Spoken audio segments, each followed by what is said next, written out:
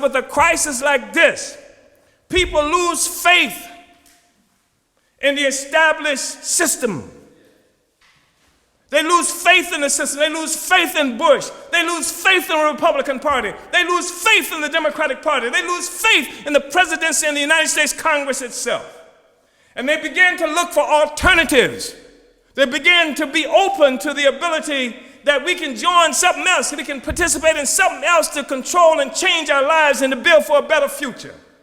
That means they're capable of listening to what we have to say about what it takes to build a different world. You can't build a world based on injustice, based on slavery, and expect it to work right. And so some people are opening to that possibility. You go to any college campus, you see all these young people on the campuses who were thinking about revolution, but overturned the whole system, recognized that something was rotten with the system. And then here comes Barack Obama. So you got Africans who are losing their homes. Believe me, it's happening already. You look at most of the major cities where Africans are located and look at the pattern of a home, what do you call it? Of foreclosure. You will see that it's Africans who are losing their homes and by the thousands. And so you find Africans now who were open to the question of revolution, and here comes Barack Obama. Here comes Hillary Clinton. And many people who I've known of, I see them now talking about how Barack represents a possibility of the future. They say Obama means that it's possible that the race issue is no longer a significant issue in America anymore. I've seen that. I've seen this by nationalists, Pan-Africanist nationalists who are raising this question. They're saying that Obama proves maybe the race question is no longer a primary factor in American life anymore. That's what they're saying. And then Obama went and won New Hampshire primary. Iowa, thank you. Iowa primary. Won the Iowa primary. And then was leading in the polls going into New Hampshire. Lost New Hampshire. People said, what happened? They still haven't explained what happened in New Hampshire. They still haven't explained what happened in New Hampshire. All the polls said he was going to win in New Hampshire, but he lost in New Hampshire. And then, of course, he won big just now in South Carolina. What in the hell is going on? People are talking about Barack Obama in the newspapers. They're talking about him. They're holding him up as this great example. He represents hope and change. That's what they're saying. Isn't that what they're saying? A hope and change. And but the primary thing about Barack Obama is that he hasn't said the word black out of his mouth, not even to talk about the color of his suit or his shoes. He cannot address the question of African people, the suffering of our people. He cannot say a single word about the condition of African people. He can't say, look at what the subprime mortgage industry is doing to Africans in this country. He can't say what's happening to us at all. Because if he does, it means the white people won't vote for him. But guess what? Let's go back. He won in Iowa. Everybody said, wow, Iowa's white. And he won in Iowa. And it looks like he's going to lose in New Hampshire, win in New Hampshire. But the difference is this. The Iowa caucus is open. That is to say, when you go to the Iowa in the caucus, like the different contenders have representatives at the meetings. So whoever's for Obama is over here, whoever is for Edwards is over here, whoever is for Clinton is over here, et cetera, et cetera. And if your guy doesn't get everything, then you might go over and support another candidate. If it's strategically, you go over there to support him. Do you understand what I'm saying? It's public. It's open. But New Hampshire was closed. And the white people who said they were going to vote for Obama didn't do it. And they said they were going to vote for him because there was no good reason they shouldn't vote for him. If you're going to vote for a lick-spittle, boot-licking servant of capitalism, Obama was the best lick-spittle you could have. So why not vote for Obama? Except you got something against black people.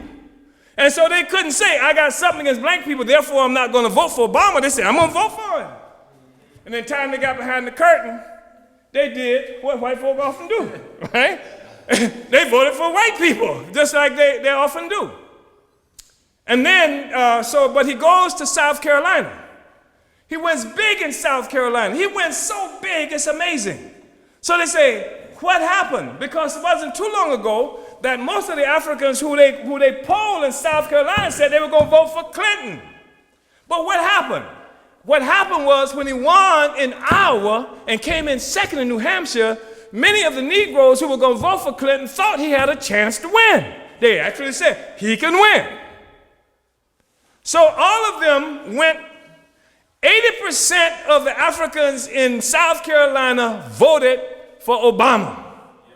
But only 25% of the white people in South Carolina voted for Obama. And so even they're talking about race doesn't make a difference, something made a damn difference. 80% of the Africans voted for Obama, and 75% voted against him. 76%. Actually, he got 24% of the white vote.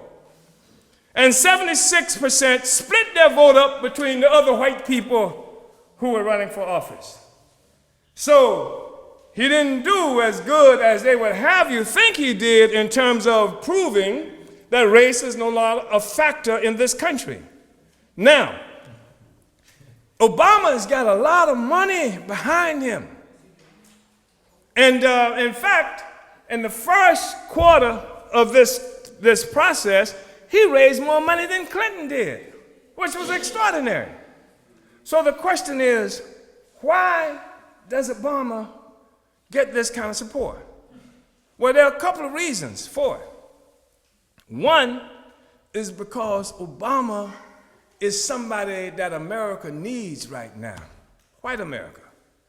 Because for one reason, he is a symbol of what every Negro should be. Somebody who doesn't rock the boat, doesn't say anything about black people in the political life, ain't got nothing to say about nothing, said nothing about black people, except I can't help because I'm black. Or something to that effect. Or it doesn't matter if I'm black. But it ought to be the most goddamn important thing in your life that you're black, you understand? But he is like race and color neutral. He's like Oprah Winfrey and Michael Jordan. You know what I'm saying? Now, these are somebody that all the white people in the world can love them because they don't say nothing that would shake them up about black people and the condition of our folk. And so they need that now. They need an Obama to become a template, to create a template for how Africans should act, how people should act in pursuing political objectives. He is a noble Negro. He's like Mandela. Nothing upsets him. No matter what has happened, he's not upset about it. And that's how all of you should act. Stop acting upset. Be like Obama. And if you come down here with a demonstration at Bowley's, Obama would never do that. You understand? And so anything that acts different from Obama is extremist. So that's really important for him to become this template. But one of the most important tasks of Obama, and I'm not talking about he volunteered and said, look, boss, this is what I'm going to do. I'm saying this is why the white folk give him the money to make it possible. I'm saying that when you talk about a presidential election where they're going to spend more than $1 billion, right, in this election, it's not something like your neighborhood guy can run for office. Somebody with a whole bunch of money is, a lot of folks, a whole bunch of money is promoting him and projecting him for their own reason. Not because of you, but because of them. Not because of what's important to Africans, but because of what's important to this element of the ruling class. So, he's important because at this time of crisis, where you might be looking for revolution, where you might be willing to talk about overturning the system, he brings Africans back into the safe embrace of the Democratic Party.